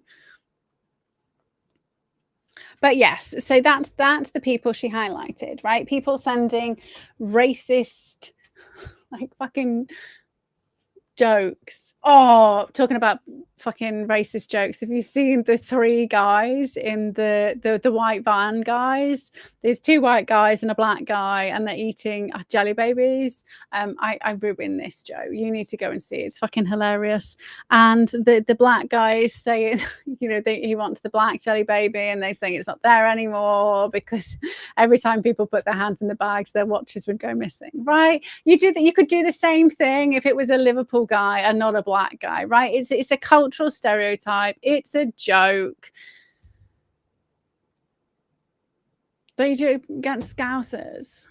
You know, they do jokes against, like, you know, jokes against church people and children. They're not always funny. But it's a good way to actually break down barriers, right? If you can laugh at shit like this and recognize how ludicrous it is that you then turn that into a thing, like there was always a joke in Liverpool, you know, make sure you got your hubcaps tied on. They'll go missing. Like, it's a joke. You can't do jokes like that. You don't deserve to be in a comedy club. Anyway, so I've gone a little bit off, but she didn't find any of the so we've had scandals of you know, they were using this is after her report, this stuff has come out. So she didn't find this stuff. This came out independently afterwards. Using like sandwich fridges to, like, DNA's hidden in sandwich, like, you know, like 3% of all the rape kits were kind of like stored in shitty. So no, sorry, 3% of the rape kits actually were investigated. Loads of it was just put in sandwich fridges, and they left the door open, and all of the DNA evidence got like how did she miss that stuff? Like the big fucking stuff about women being abused, raped, children being groomed, targeted. Like, missed all of that, but spotted the people sending victim images via WhatsApp saying, I'd like to tap that, right?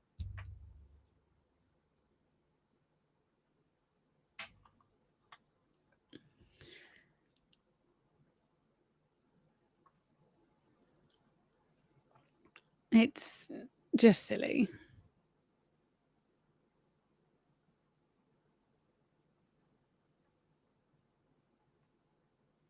It's just silly.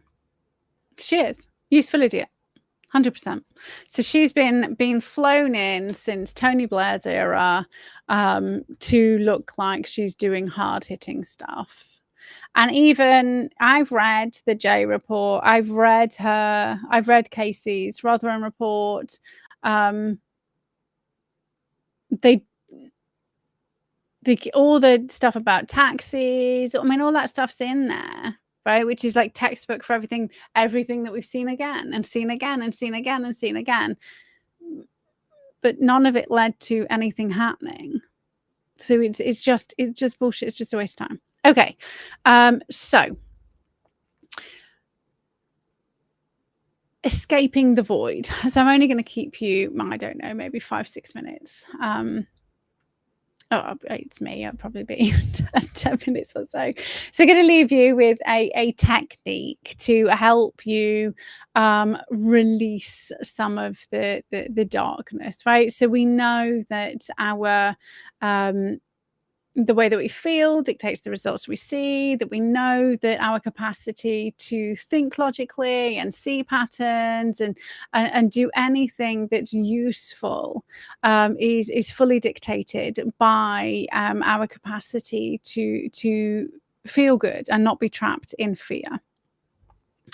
And so there is a little practice called void weaving, which is a fusion of ancient shamanic thread pulling and modern somatic release. So it's really simple, really basic, and it enables you to hack your nervous system, right? Without having to go into deep, dark memories of things, without having to trudge into your past. You can do some gentle release, and even if you only release a little bit, it's going to be beneficial. So it takes around 10 minutes. You can do it as many times as you need. You don't need anything special at all.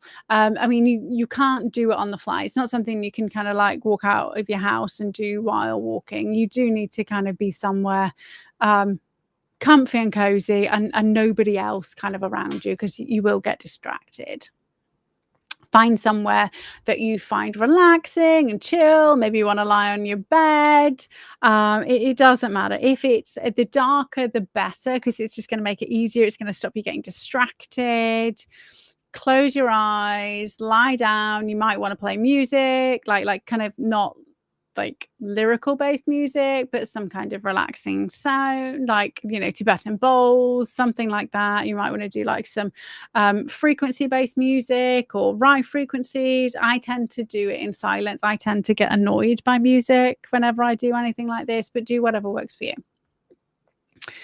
Take a few deep breaths, like fully just relax into having your eyes closed and having 10 minutes to yourself, right? Especially if you're very, very busy. Do some deep breathing. And while you're deep breathing, if you get like random thoughts flying in your head, it's really quite handy to just say thanks. I'll deal with it later. Remind me after this. Do whatever you need to do to just kind of gently brush that stuff away, because you don't need it right now, right? And your brain's just reminding you, it's giving you an opportunity to kind of like do this stuff. And if you have like lots of stuff going on in your head, you might find it handy to just kind of like brain dump it all first before you do this, and that will give your brain a bit of a space. Do some deep breathing. You don't have to do anything special, just long and slow deep breathing. You might find counting helpful. I always find counting backwards helpful because I find it quite difficult. So it's going to take more cognitive function, right? It's going to be easier for me to distract my cognitive mind if I'm having to focus on counting backwards. And yes, even just counting backwards from 10, I find difficult. I forget where I'm up to and I get confused. It happens. So do whatever works for you. And then once you are kind of feeling kind of chill,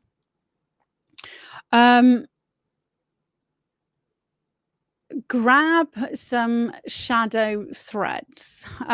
So once you've got rid of the I need to clean the bathroom, I need to go food shopping, all of those kind of general day-to-day stuff, you should hear like 2 or 3 kind of things that are just bothering you right now. So maybe after this session, you're like, the Birmingham angle, or maybe you've got the grooming cover up, whatever it is that kind of just comes to you. So focus on one, right? You don't need to analyze it. We don't need to do any kind of digging. You just need to pick one of them, like start with one and then you can move on to the others. And then ask yourself, like, where is that in, like, where is that tied to in my body? Like, where is the tension in my body attached to that item, that thing that's stressing me out? Then you need to imagine that it's like imagine the words tied, like it's tied to it by a thread, right? This is why it's called you kind of grabbing the thread. Tense the muscle, like, so if it's your shoulder, like tense it and release it, tense it and release it. And then as you're releasing it, you know, take a deep breath and imagine the thread being cut. So you're cutting the cord, and you can, you know, you can imagine it dissolving if you want. I tend to do like smoky rather than like strings. So I tend to have like you can have like black goo oozing out of you. Thread, it doesn't matter at all. However you just naturally do it, go for it. And as you're kind of breathing, releasing, you need to kind of, that thread needs to dissipate. Those words need to kind of just melt away, fly, go up on a cloud, or whatever you want to do with it. It's about releasing it from your energetic, your atomic hum, right? You're letting it go.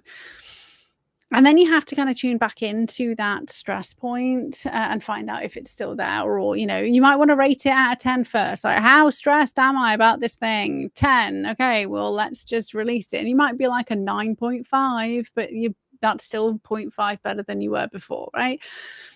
And it might be like tumbled up with lots of other stuff, so you'll need to come back another day. So it might be lots of other stuff that's kind of tied into it. So once you've kind of released the gunk, then you need to imagine a white something. You might be light. I mean, you could go crazy and have, I don't know, an angelic being sewing you up with gold, and I don't care what you do, it doesn't matter what you do.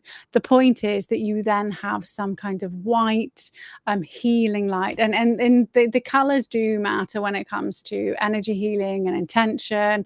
You may feel warm as it's happening, as if you're, you know, when you're having Reiki, you can feel warm under the hands. And then what you need to do is recall some kind of affirmation. So one affirmation, remember we spoke about affirmation last week, don't have it like too far stretched, otherwise like it's game over. And hold on to that affirmation.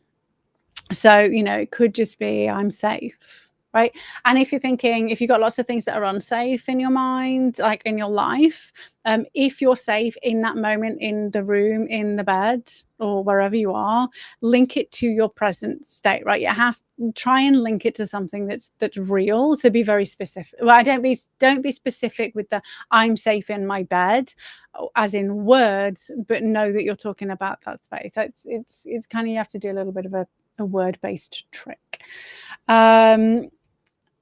And just breathe as you funnel white, light, golden thread, sewing up, whatever you want to do into that space, right? So breathe in, release the gunk. So I tend to do it, you know, release on the out breath, fill on the light, release on the out breath, fill on the light. You'll be surprised how effective it is. Like, genuinely surprised how effective it is. And do it for 10 minutes a day. Like, if you take 10 minutes out every single day just to release 3 things, like, your life will be different. Like, it has to be, because you're doing something different. The reason why people implode is because they never take the opportunity to release stuff. And, you know, if you're driving to work and somebody cuts you up, that negative energy sits with you if you keep it with you. So don't start with like big scary stuff, just like general stuff. You know, I saw this post on Twitter, it pissed me off. Release it. Fill the void with white light, right? You want to get rid of the dark, bring in the light. Okay, so thank you very much for being with me this evening. Hopefully next week, Restream won't be weird and I'll be able to go live on time. I potentially going to be talking about Virginia Giuffre's memoirs. I mean, the thing that's really kind of like pissing me off about that is everybody's talking about Eid Mubarak. Like, why wasn't everybody talking about that when the fucking Epstein emails came out? Like, I don't get it. Like, it's...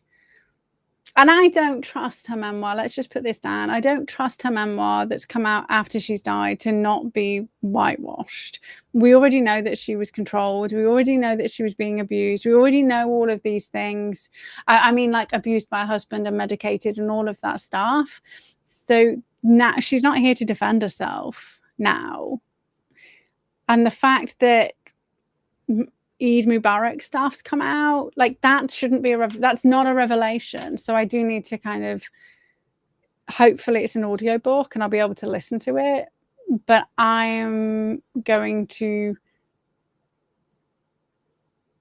urge you to watch Kirby Summers' video. She did an hour video on Eid's cousin, who is actually Eid Mubarak's cousin, who is being pushed a lot. She befriended Virginia, and is appearing on a lot of the podcasts, and as though she was like a friend of Virginia's, and like, people who are talking about the memoir aren't talking about that connection, which is really fucking odd, right? And they didn't talk about Eid Mubarak when it came out in the email. So it is, I just did not have the time to listen to the book first, and then kind of dive into it. So, I mean, if the world doesn't go crazy between now and next week, then maybe we'll just do the entire thing on that. I mean, Bonfire Night's on Wednesday next week, so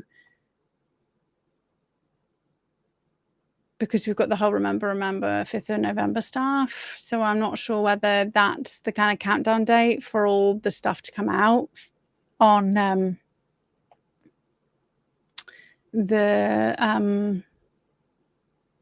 but we're seeing everybody being arrested and all that shit, aren't they? The American stuff. And I know I haven't done any kind of American stuff this week, but there wasn't really anything happening, so which is why I'm thinking maybe it's going to come out next Wednesday. So maybe we'll do Virginia. But I'm still going to kind of stand and say that, because I've said this for a very long time, she was never